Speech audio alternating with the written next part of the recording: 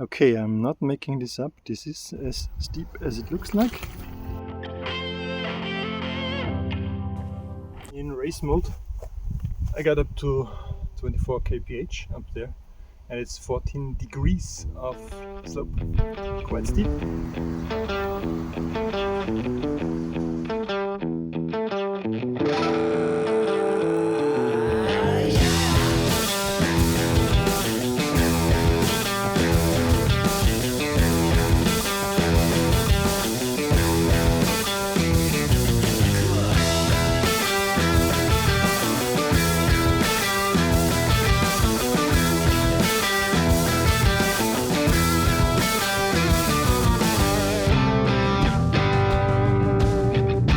Okay, this was maybe too much of a torture test up here.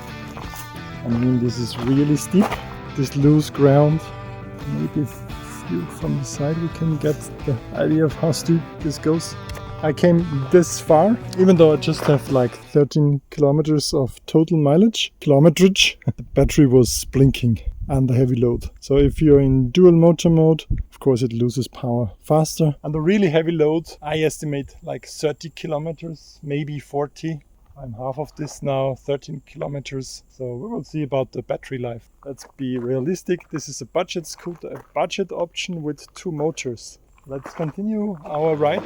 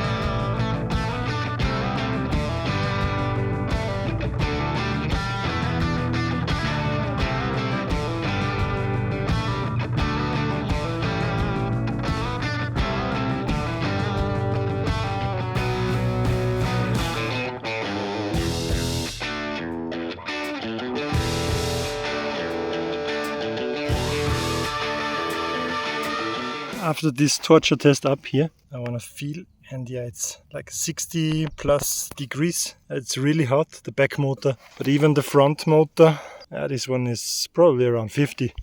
It's not the Hill Climber 3.0 in my tradition of hill climbing, but it's also demanding really a lot. 192 centimeters, roughly 85 kilos, maybe 90 with the backpack. So it's a lot of weight that he has to carry up here. Let's continue.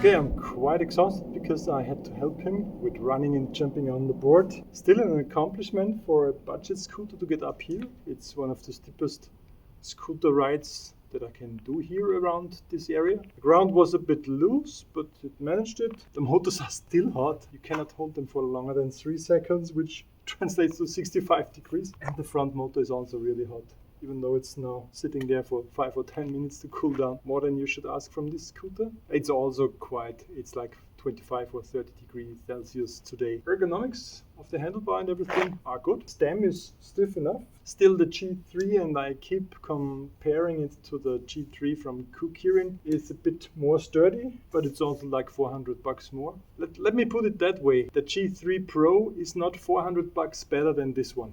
So this is better value for the money. I'm quite confident in giving this scooter a good review. This time not in the beginning, but the usual disclaimer. The shop from Europe sent me this awesome L2 Max Dualmotor version. So as always, my reviews are unbiased. They don't see the video before I publish it. I can just say what I want to say. In the past, electronic braking and acceleration values, they are often just on or off, but you cannot change the power. Here, however, there are 5 power levels and it really works that way. The acceleration values range from 1 to 5 and I ride it now in 2. 3 is the default and 5 is really, you cannot tame it. You have spinning wheels all the time. It's a lot of unnecessary waste of energy.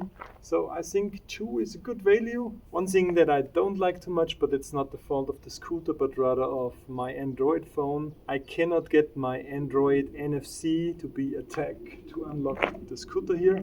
I have to have this NFC tag on my keyring. If you forget this, you can always unlock with a number code, which is a bit tedious to enter, but for an emergency.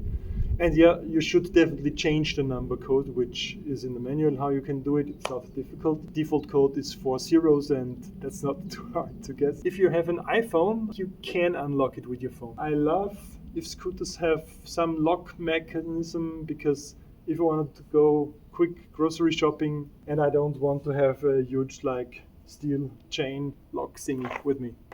The suspension and the ride comfort are a bit on the rattly and on the hard side, so I feel like the heavier G3 Pro has a softer dampening. It doesn't bottom out. Suspension definitely good. It has a really quick folding mechanism.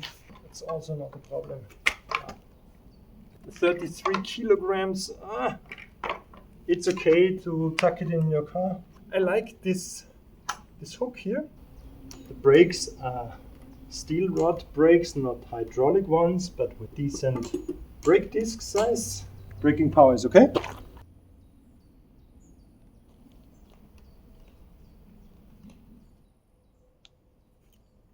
That's how easy you turn it on.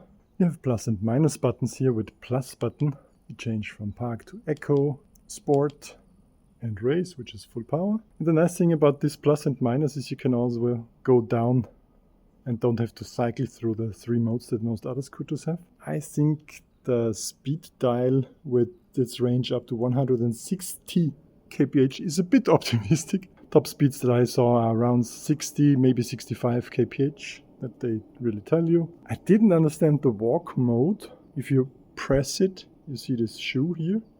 It's then in walk mode and you can like push it, but it doesn't help you in pushing. I don't know. If you long press the plus, you get the light. A really bright LED, quite low to the ground. On the other side here we have the dual motor indicator, which is red, and if it's pressed in, it's dual mode. And you also see it on the display. It's dual motor discs. The blinker is a switch, not a physical switch, it's just a digital one. The blinker is nicely visible from the side. It's better than nothing and better than most of my scooters, with the exception of the Halo Night, which has a really fat, like motorbike style blinker. Brake light is bright enough. And the horn makes a very high pitched noise, which is okay to tell people they need to move out of the way.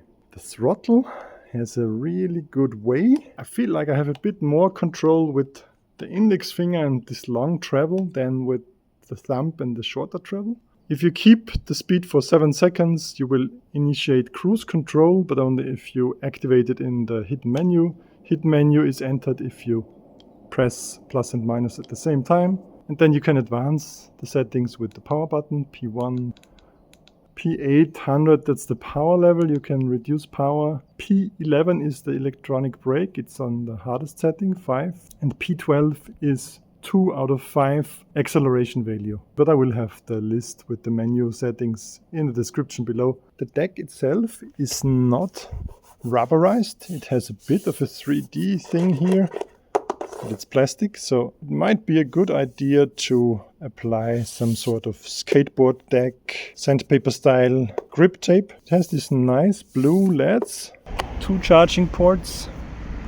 However, you only get 1 charger, and charging takes 14 hours for a full charge on a single thing. Half the time if you have 2 dual chargers. Definitely recommend getting the Dualmotor version. About the display visibility, I can see echo, sport race, I can see the speed and the battery level in direct, really harsh sunlight, so but it's visible. If we move to the shade, you can see the flickering just in cam.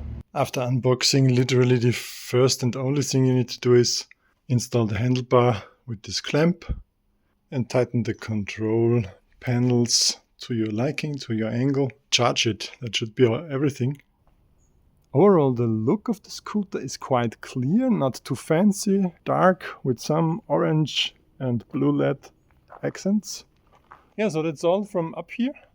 Thanks for watching my review. If you have any questions left, leave them in the comments, I'm happy to answer them. Check out my other scooter reviews. From all of my scooters, quite on top sits the G3 Pro. Because of its ride quality, power and everything, check out the review. Number 2 maybe is the Halo Knight, but it's a special off-road beast and I don't want to ride it in the city. This is number 3, I'd say. Number 4 is then the G2 Master from Kukirin, which was one of my first dual motor scooters that are quite powerful.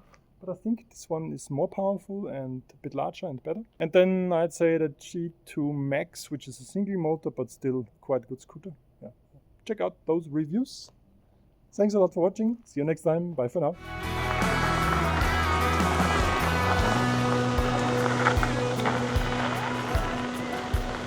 Let's check out the skate park here.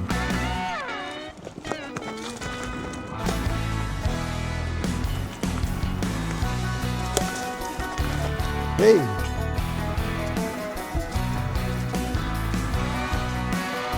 This is actually fun here. It's a bit challenging, but it's fun.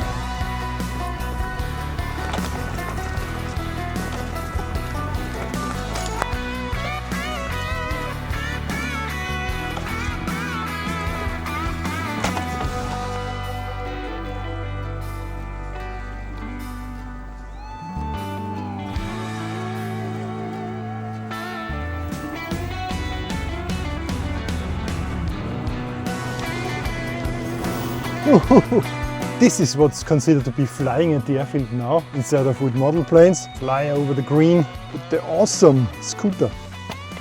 One more time.